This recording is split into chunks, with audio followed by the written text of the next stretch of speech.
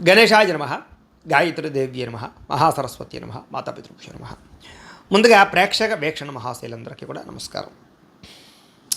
16వ తారీఖు అక్టోబర్ 2025 నుండి 31వ తారీఖు అక్టోబర్ 2025 వరకు కూడా ఈ పక్షంలో అంటే ఈ 15 రోజులు కూడా ద్వాదశ రాశుల వారికి ఎలా ఉండబోతుందో చూద్దాం. ఇక కన్యా రాశి వారి యొక్క ఫలితాలు. అయితే ఈ పక్షంలో మీ గోచార గ్రహగతులు కనుక చూసుకున్నట్లయితే కాస్త ఇబ్బందికరమైనటువంటి గోచారం కనపడుతుంది. ఈ కారణంగా ఏంటంటే వివాదాలు, కోపతాపాలు, సమస్యలు, ఆర్థిక ఇబ్బందులు పెరిగిపోతాయి. కాబట్టి గొడవలకి దూరంగా ఉండండి, వివాదాలకి దూరంగా ఉండండి. పోలీస్ కేసుల్లోనూ కోర్టు కేసుల్లోనూ ఇరుక్కునే పరిస్థితులు కనపడుతున్నాయి. కాబట్టి అనవసరమైన గొడవలు ఇరుక్కోవడం మంచిది కాదు. ఇంకా ఏదైనా నిర్ణయాలు తీసుకునేటప్పుడు మాత్రం తొందరపాటు నిర్ణయాలు తీసుకోకండి, చాలా సమస్యలకు గురవుతారు.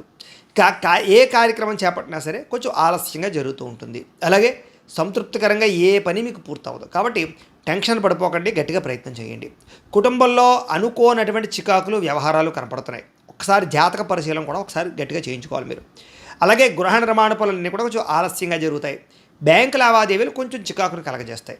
రావాల్సిన డబ్బులు సమయానికి రాకపోవడము, ముండి బకాయిల వేధింపులు, ఆర్థిక ఇబ్బందులు కనపడుతున్నాయి. మానసిక వేదనకి గురయ్యే పరిస్థితి కనపడుతోంది. చాలా విషయాల్లో గొడవలకు దూరంగా ఉండడం, మౌనంగా ఉండడమే మంచిది. అయితే పట్టుదలతో ముందుకు సాగితే తప్ప ఏ పని మీకు పూర్తవదు. ఇక ప్రయాణాల్లో కూడా తొందరపాటు ప్రయాణాలు చేయడం మంచిది కాదు. అలాగే కొంత అవమానానికి గురయ్యే గోచార పరిస్థితులు కనపడుతున్నాయి. కాబట్టి ప్రతి వ్యక్తితో జాగ్రత్తగా ఉండండి. మిత్రులతో వివాదాలు కనపడుతున్నాయి, జాగ్రత్త. క్రయ విక్రయాలలో కూడా నష్టాలు కనపడుతున్నాయి, చాలా జాగ్రత్తగా ఉండాలి. వచ్చిన ఆదాయాన్ని దృష్టిలో పెట్టుకుని ఖర్చు పెట్టాలి తప్ప లేకపోతే ధనం విపరీతంగా ఖర్చు అయిపోతుంది. అనారోగ్య సమస్యల ప్రభావం కూడా బాగా కనపడుతోంది. పెట్టుబడులు పెట్టేటప్పుడు కూడా చాలా జాగ్రత్తగా ఆచితూచి వ్యవహరించాలి. కుటుంబ ఖర్చులు బాగా పెరిగిపోయేలా కనపడుతున్నాయి. రుణబాధల వల్ల కూడా మీకు మనశ్శాంతి లేకపోవడం కనపడుతోంది. నిరుద్యోగులకి అతి కష్టం మీద ఉద్యోగ అవకాశాలు కనపడుతున్నాయి. ప్రభుత్వ ఉద్యోగస్తులకి పని ఒత్తిడి విపరీతంగా అయిపోతుంది. దానికి తగ్గ అవకాశాలు తక్కువైపోతుంటాయి. ఇంకా ప్రైవేటు ఉద్యోగస్తులందరూ కూడా వృత్తిపరంగా అనేక రకాల సమస్యలు ఎదురయ్యే పరిస్థితి కనపడుతోంది. శారీరక వ్యామోహాలు పెరగడం, కోరికలు పెరగడం, మానసిక అశాంతి కనపడుతోంది. చిన్న అనారోగ్య సమస్యల వల్ల కూడా ఏదో రకమైనటువంటి ఇబ్బందులు కనపడుతున్నాయి. ఎన్ఆర్ఐలు అంటే ఇతర దేశాల్లో ఉండే భారతీయులందరికీ కూడా ఆర్థిక ఇబ్బందులు, ఉద్యోగ సమస్యలు ఎక్కువైపోతున్నాయి. నరఘోష విపరీతంగా కనపడుతోంది, జాగ్రత్త. ఇంకా ప్రయాణాల్లో కూడా తొందరపాటు ప్రయాణాల వల్ల కూడా సమస్యలు అధికంగా కనపడుతున్నాయి. అలాగే వివాహ సంబంధాల విషయంలో కూడా నత్తనడగ్గా వివాహ సంబంధాలు ఎదురుకు వెళ్ళే అవకాశం కనపడుతోంది. అనవసరమైన గొడవలు జరగడం వల్ల ప్రేమికుల మధ్య దూరం జరిగే అవకాశం కనపడుతోంది.